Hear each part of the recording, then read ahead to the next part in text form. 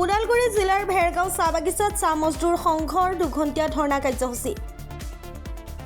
চাহ শ্ৰমিকৰ দৈনিক মজুৰি ৩৫১ টকালৈ বৃদ্ধি কৰা, চাহ বাগিচাত থকা প্ৰাথমিক বিদ্যালয়সমূহত পুনৰ শিক্ষক নিযুক্তি দিয়া, চাহ শ্ৰমিকৰ ঘৰৰ মাটিৰ পট্টাৰ দিয়াৰ লগতে প্ৰায় ১১টা দাবীৰে আজি চাহ মজদুৰ সংঘ ভেৰগাঁও শাখা প্ৰাথমিক গোটৰ উদ্যোগত ভেৰগাঁও চাহ বাগিচা কাৰ্যালয়ৰ সন্মুখত আজি দুঘণ্টীয়া ধৰ্ণা কাৰ্যসূচী ৰূপায়ণ কৰে।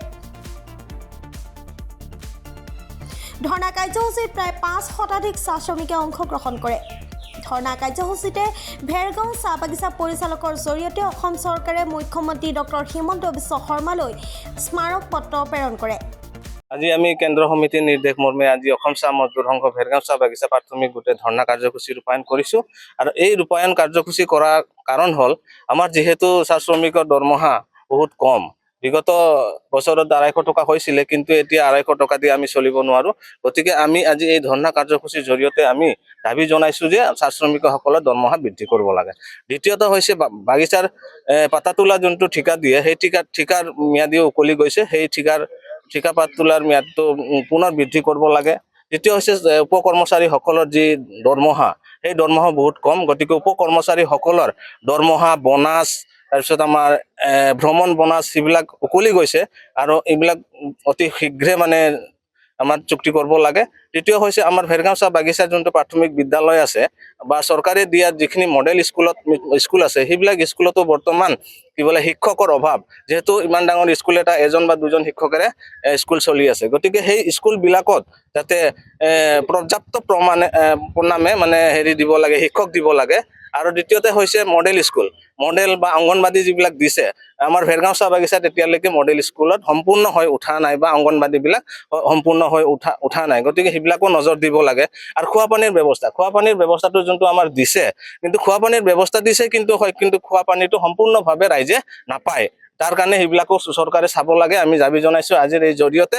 আৰু আমাৰ চাহ শ্ৰমিকৰ যিখিনি সমস্যা আছে, 11 দফীয়া জনজাতিকৰণে হওক বা অন্যান্য চাহ শ্ৰমিকৰ যি চৰকাৰৰ ফালৰ পৰা আয়োগে ঘৰ দিছে, PMOY, কিন্তু শ্ৰমিকসকলৰ নিজৰ মাটি টুকুৰা নাই। তেওঁলোকে থ'ব ক'ত, ৰাখিব ক'ত, বনাব ক'ত? গতিকে আমাৰ দাবী যে চৰকাৰে তেওঁলোকক যেনেকুৱা ঘৰ দিছে তেনেকুৱা মাটি দি সিহঁতক বহোৱাৰ ব্যৱস্থা কৰক। নহ'লে ঘৰটো দি থ'লেতো নহ'ব না, তেওঁলোকে বহাৰ কাৰণে মাটি লাগে।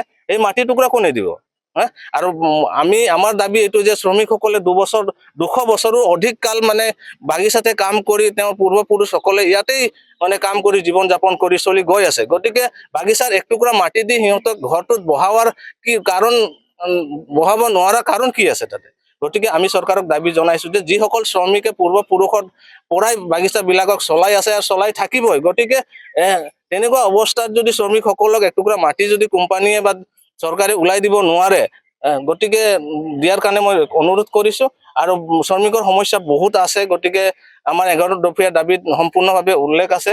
আজিৰ যি দাবী, এই দাবীৰ জৰিয়তে আমি চৰকাৰক আৰু CCPৰ জৰিয়তে আমি দাবী জনাইছোঁ। গতিকে এই দাবীসমূহ মানি লোৱাৰ কাৰণে আমি অনুৰোধ জনাইছোঁ। ধৰ্ণা কাৰ্যসূচী যি 2 ঘণ্টীয়া কাৰ্যসূচী আমি ভেৰগাঁও চাহ বাগিচাৰ কাৰ্যালয়ৰ সন্মুখত কৰিছোঁ। আৰু এই ধৰ্ণা কাৰ্যসূচীটো আমি আমাৰ এই কেন্দ্ৰৰ চাহ মজদুৰ সংঘৰ মৰম আদেশে আজি আমি 2 ঘণ্টীয়া ধৰ্ণা কাৰ্যসূচী ৰূপায়ণ কৰিছোঁ। আৰু এই কাৰ্যসূচীটো ৰূপায়ণ কৰাৰ মূল উদ্দেশ্যবিলাকে হৈছে চাহ শ্ৰমিকৰ দৈনিক মজুৰি ৩৫১ টকা বৃদ্ধি হ'ব লাগে। আৰু যি চাহ শ্ৰমিকৰ আজি অকল এই চাহ শ্ৰমিকৰ দৈনিক মজুৰি ৩৫১ টকা বৃদ্ধিয়ে নহয়, আমাৰ যি নেকি ঠিকা পাত তোলাৰ যি টকা, সেই টকা শ্ৰমিকৰ ঠিকা পাত তোলাৰ মজুৰি বৃদ্ধি কৰিব লাগে। আৰু যিসকল চাহ বাগিচাই স্মাৰ্ট মিটাৰসমূহ লগাই আছে, এই লগোৱা মিটাৰসমূহ যাতে বন্ধ কৰিব লাগে। আৰু আমাৰ যি 11 দফীয়া যি আমাৰ সমস্যা, যিটো নেকি এষ্টিক লয়, যিহেতু সেই এষ্টিক লৈও আজিলৈকে আমাৰ অসমৰ মাননীয় হেমন্ত বিশ্ব শৰ্মা দেৱে যিহেতু আমাৰ চাহ শ্ৰমিকৰ যি সমস্যাক লৈ আজিলৈকে এই সমস্যাক আনকান কৰিছে। গতিকে যি ইলেকশ্যন আহি আছে, এতিয়া ইলেকশ্যনৰ সন্মুখত আমি আমাৰ চাহ শ্ৰমিকে সুকীয়াই দিব বিচাৰিছোঁ যে এই চাহ শ্ৰমিকৰ দৈনিক মজুৰি 351 টকা বৃদ্ধি কৰক। 1 দুপৰীয়াৰ যি আমাৰ সমস্যা আছে সমস্যাবিলাক পূৰণ কৰক। ঠিকাপাত তোলাৰ যি পইচাৰ ছুটিৰ সেই পইচাৰ মজুৰি বৃদ্ধি কৰক আৰু বিভিন্ন ধৰণৰ সমস্যাবিলাক যেনেকুৱা এতিয়া আমাৰ এই IY যিবিলাক ঘৰ দিছে এই IY ঘৰবিলাকো আমাৰ মাননীয় মুখ্যমন্ত্ৰী দেৱে আমাৰ এই IY ঘৰবিলাকো আমাৰ চাহ শ্ৰমিকৰ যি এই কোৱাৰ্টাৰসমূহত বহি আছে এই কোৱাৰ্টাৰসমূহত লোকক যাতে ঘৰটো বনোৱাৰ কাৰণে